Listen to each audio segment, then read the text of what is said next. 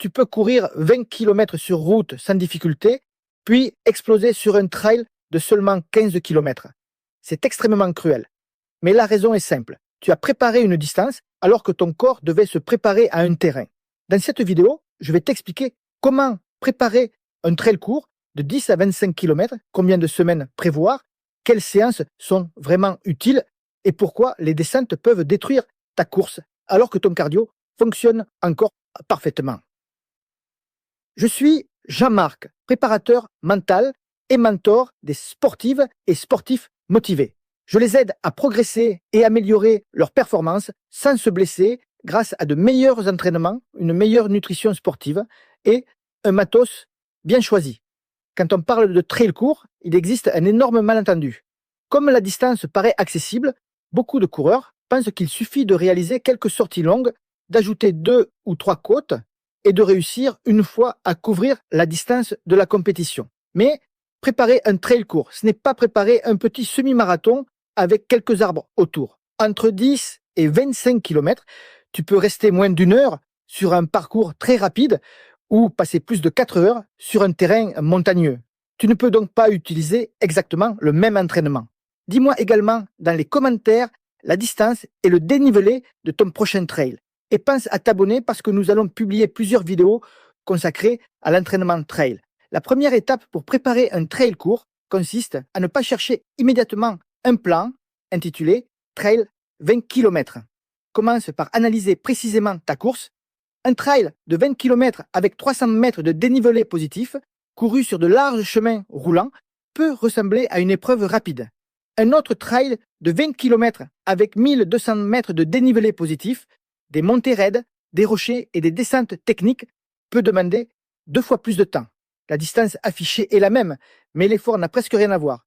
Tu dois donc examiner le temps que tu risques réellement de passer dehors, le dénivelé positif, le dénivelé négatif, la longueur des principales montées, leur pente, la technicité des descentes, l'altitude et la nature du sol. C'est un point absolument fondamental.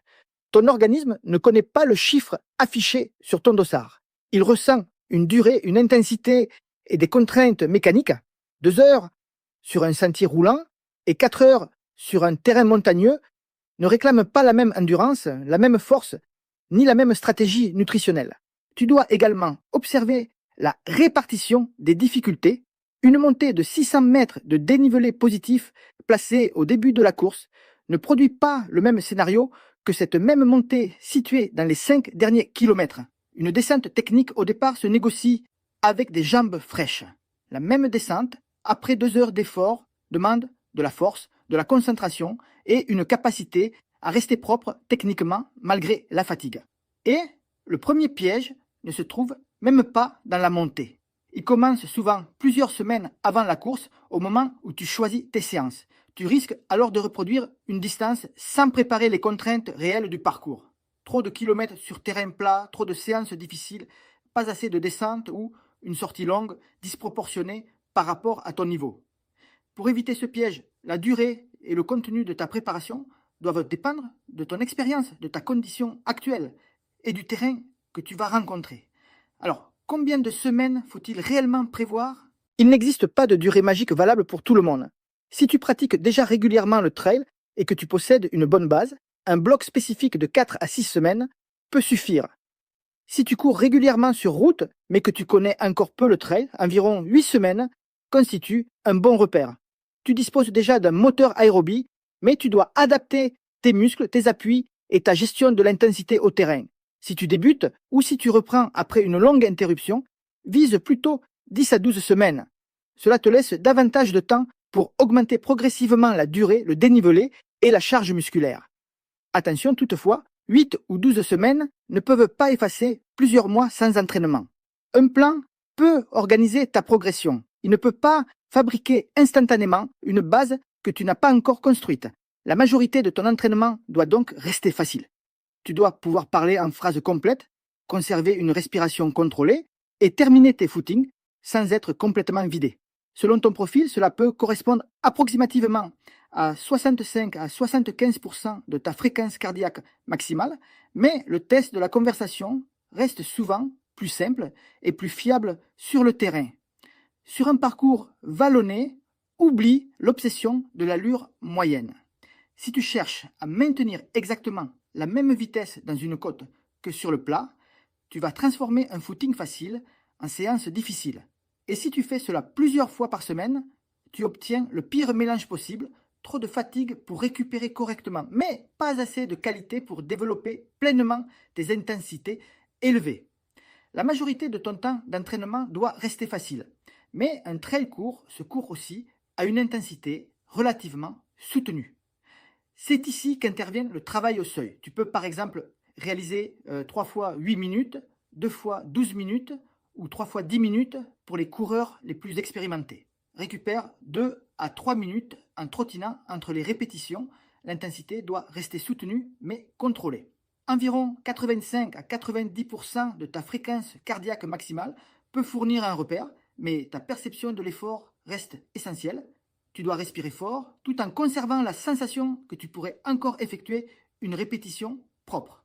Une revue publiée par The Wall et ses collaborateurs sur les indicateurs physiologiques de la performance en trail montre notamment l'importance de la capacité aérobie, de l'économie de déplacement et de la capacité à soutenir une part importante de son potentiel. Autrement dit, avoir un gros moteur ne suffit pas, tu dois également pouvoir l'utiliser longtemps sans le faire surchauffer dans la première montée. Au passage, si tu habites dans une région plate et que tu te demandes comment préparer malgré tout les montées, les descentes et le dénivelé, tu peux télécharger gratuitement mon nouveau guide « Progresser en trail sans habiter la montagne ». Le lien se trouve dans la description de cette vidéo. Mais attends, ce n'est pas tout. Parce qu'un excellent cardio ne sert plus à grand chose si tes jambes deviennent incapables de relancer. Pour préparer un trail court, tu dois intégrer du travail en côte. Mais toutes les côtes n'ont pas la même fonction. Les côtes courtes, par exemple 8 à 10 répétitions de 30 secondes, développent la puissance, la tonicité et la qualité des appuis. Tu dois monter vite sans sprinter n'importe comment. La posture reste solide, le pied pousse sous le corps, les bras participent au mouvement et tu récupères suffisamment pour conserver une bonne qualité d'exécution. Les côtes plus longues, par exemple 5 à 6 répétitions de 3 minutes, développent davantage ta capacité à maintenir un effort soutenu malgré la pente. Ici, tu ne dois pas partir à fond. Tu recherches une intensité forte mais régulière que tu peux reproduire jusqu'à la dernière répétition. Courir la première côte comme si un sanglier te poursuivait puis terminer la 5e en demandant une assistance respiratoire, ce n'est pas une bonne séance. La qualité doit rester stable du début à la fin. Mais je vais maintenant l'arme fatale des bons trailers, la marche active. Beaucoup de coureurs refusent de marcher parce qu'ils ont l'impression d'abandonner. Pourtant, lorsque la pente devient suffisamment forte, courir peut demander beaucoup plus d'énergie pour un gain de vitesse très faible. Marcher tôt et efficacement peut donc te permettre de préserver ton cardio, tes réserves de glycogène et tes jambes. Le bon moment pour marcher n'est pas celui où tu es déjà dans le rouge. C'est celui où ta course commence à devenir moins économique que ta marche. Travaille cette transition à l'entraînement. Marche avec des pas courts et réguliers, incline légèrement ton buste, utilise tes bras et pose éventuellement les mains sur les cuisses dans les pentes les plus raides. Puis entraîne-toi à relancer progressivement lorsque la pente diminue. C'est extrêmement efficace. Une bonne transition entre course et marche peut te faire économiser énormément d'énergie sans te faire perdre beaucoup de temps. Pourtant, la partie qui fait le plus monter ton cardio n'est pas forcément celle qui fera le plus de dégâts. Le véritable juge de paix arrive souvent juste après le sommet. Dans une descente, ton souffle peut revenir rapidement. Tu as alors l'impression de récupérer. Mais tes quadriceps, eux, travaillent à chaque appui pour ralentir ton corps. Ils produisent de la force tout en s'allongeant. C'est ce que l'on appelle une contraction excentrique. Cette succession de freinages peut provoquer des dommages musculaires, une perte de force et des courbatures importantes si ton organisme n'y est pas habitué. Une revue publiée par Bontemps et ses collaborateurs sur la course en descente décrit précisément ces contraintes. Le problème est particulièrement vicieux. Tu peux encore avoir un bon cardio au milieu de ton trail, mais ne plus réussir à relancer parce que tes quadriceps ont déjà trop encaissé. Tu arrives sur une portion roulante. Tu essaies d'accélérer et rien ne répond. C'est extrêmement cruel. Tu dois donc préparer progressivement tes descentes. Commence par 4 à 6 descentes de 45 à 90 secondes sur une pente modérée et peu technique, ne cherche pas encore la vitesse maximale. Travaille ton regard, tes appuis et ton relâchement. Regarde plusieurs mètres devant toi afin d'anticiper ta trajectoire. Utilise des pas courts et rapides. Évite de poser constamment le pied très loin devant ton corps, car tu augmentes alors le freinage à chaque appui. Relâche les épaules et laisse tes bras participer à ton équilibre. Lorsque cette première étape est maîtrisée, augmente progressivement la durée, la pente ou la difficulté technique. Mais évite de faire progresser les trois simultanément. Une grosse séance de descente inhabituelle peut te laisser des courbatures pendant plusieurs jours. La progressivité est donc indispensable même si tu possèdes déjà une bonne condition physique sur route. Le renforcement musculaire complète ce travail. Une ou deux séances de 20 à 30 minutes par semaine peuvent intégrer des fentes, des squats, des montées sur banc, du travail des mollets, des exercices sur une jambe et du gainage. Pour améliorer réellement ta force, les exercices doivent devenir progressivement plus difficiles. Réaliser les mêmes 15 squats sans charge pendant 6 mois entretient peut-être une habitude, mais ne crée pas forcément une nouvelle adaptation. Le renforcement ne constitue pas une garantie absolue contre les blessures. En revanche, il peut améliorer ta force, ton économie de course, ta stabilité et ta capacité à mieux résister à la fatigue musculaire. Et même avec des cuisses solides, une dernière erreur peut encore transformer ton trail de 2 heures en très longue randonnée. Une sortie longue, mal construite. Tu n'as pas besoin de reproduire intégralement la distance de ta course chaque dimanche. Pour préparer un trail de 20 km, faire 20 ou 25 km toutes les semaines n'est pas obligatoire. Ta sortie longue doit être définie par la durée, le dénivelé, la technicité et la charge musculaire. Une sortie de 2 heures sur un terrain vallonné peut être beaucoup plus spécifique qu'une sortie de 20 km sur une piste cyclable parfaitement plate. Avec 3 séances par semaine, tu peux utiliser une structure simple. La première séance est un footing facile de 45 à 60 minutes. La deuxième est une séance au seuil ou une séance de côte, en alternant selon les semaines. La troisième est une sortie longue spécifique, généralement comprise entre 1h30 et 2h30 selon ton niveau et ton temps de course estimé. Cette sortie doit progressivement intégrer du dénivelé, de la marche active, des descentes contrôlées et des portions où tu apprends à relancer avec un peu de fatigue. Avec 4 séances par semaine, ajoute principalement une sortie facile. Ne transforme pas automatiquement cette 4e séance en 3e entraînement difficile. Ta préparation doit rester assimilable. Tu progresses grâce aux adaptations qui apparaissent après les séances lorsque ton organisme dispose du temps et des ressources nécessaires pour récupérer. Une séance supplémentaire n'est donc utile que si tu peux réellement l'absorber. Pour préparer un trail court de 10 à 25 km, commence par analyser le terrain plutôt que de regarder uniquement la distance. Évalue le temps d'effort, le dénivelé, les principales montées, les descentes et la technicité.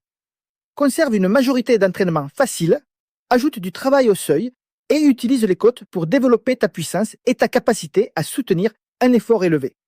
Entraîne la marche active avant d'être obligé de l'utiliser en compétition. Prépare progressivement tes quadriceps aux descentes et complète ce travail avec du renforcement musculaire. Construis ta sortie longue en fonction de la durée et des contraintes du parcours. Teste ton matériel et ton ravitaillement, puis diminue ta charge pendant les derniers jours. Mon avis est simple. Le meilleur plan n'est pas celui qui contient le plus de kilomètres ou le plus de séances difficiles, c'est celui que tu peux assimiler semaine après semaine. Le message central à retenir est donc celui-ci. Ne prépare pas seulement la distance de ton trail. Prépare ce que le terrain va réellement demander à ton moteur, à tes muscles et à ta technique. Maintenant que tu sais comment préparer un trail court, tu peux aller plus loin et apprendre à créer du dénivelé sans montagne. Télécharge gratuitement mon guide « Progresser en trail sans habiter la montagne » grâce au lien placé dans la description. Abonne-toi également à la chaîne car dans une prochaine vidéo, je t'expliquerai comment progresser en descente sans transformer tes quadriceps en béton armé dès les premiers kilomètres.